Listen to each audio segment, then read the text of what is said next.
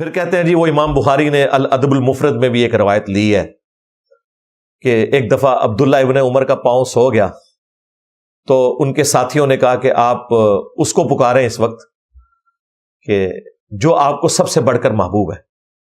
تو انہوں نے کہا یا محمد صلی اللہ علیہ وآلہ وسلم. ساتھیوں نے یہ نہیں کہا تھا کہ مدد کے لیے پکاریں. کسی کا پاؤں سو جائے اس کو جوش دلانے کے لیے جس سے اس کی سب سے زیادہ عقیدت وابستہ ہے, اس کا اگر وہ نعرہ لگائے تو اس کی توجہ بٹے گی.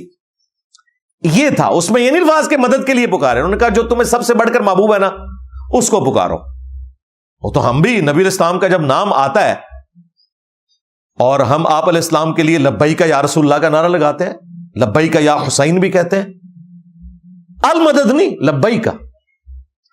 تو اس میں الفاظ ہیں, انہوں نے کہا یا محمد. یہ روایت ضعیف ہے, اس میں ابو اسحاق مدلس ہیں, ان سے روایت کر رہے ہیں. روایت ضعیف ہے, یہ ڈٹائی کے ساتھ پیش کرتے ہیں. اور دوسری بات, یہ روایت بریلویوں کے نزدیک بھی انتہائی گستاخانہ ہے, کیونکہ سورۃ الحجرات میں ہے کہ رسول اللہ کو تم نے ویسے نہیں پکارنا جس طرح آپس میں ایک دوسرے کو پکارتے ہو.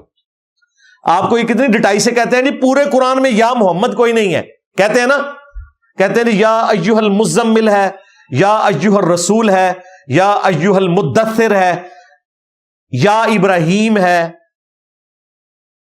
اور باقی پیغمبروں کو بھی اللہ تعالیٰ نے یا کہہ کے پکارا ہے, لیکن اپنے محبوب کو یا کے ذریعے نہیں پکارا, نام لے کر.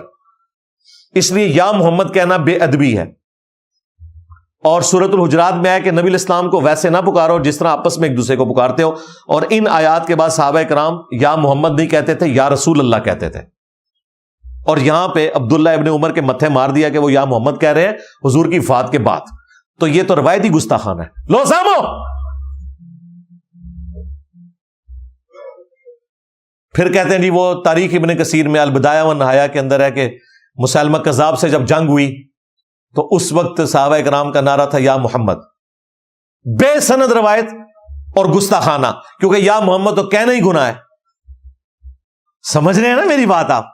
یہ انہوں نے آپ کو بتایا ہوا ہے کہ نبی علیہ السلام کو یا محمد نہیں کہہ سکتے, اور بالکل ٹھیک بتایا ہے, قرآن میں آیا ہوا ہے کہ نبی کو ویسے نہیں پکارنا جس طرح آپس میں ایک دوسرے کو پکارتے ہو.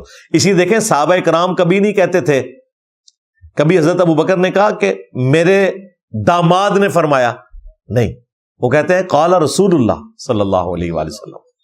سیدہ عائشہ نے کبھی نہیں کہا کہ میرے شوہر نے فرمایا, کیا کہا؟ قال رسول اللہ صلی اللہ علیہ وآلہ وسلم. سیدہ فاطمہ یہ نہیں کہتی تھی کہ میرے ابا جی نے ارشاد فرمایا, کہا قال رسول اللہ صلی اللہ علیہ وآلہ وسلم. نبی علیہ السلام کی جو رسالت کا منصب تھا وہ اتنا ڈومیننٹ تھا کہ صحابہ کرام اپنے رشتوں کے ذریعے نہیں انہیں پکارتے تھے, بلکہ اللہ کے رسول کی حیثیت سے پکارتے تھے. اب اس طرح کی روایتیں پیش کر کر کے ہمیں دھوس لگانا کہ یہ صحابہ کرام یہ کرتے تھے تو جا کے تم بھی قبر رسول سے مانگنا شروع کر دو,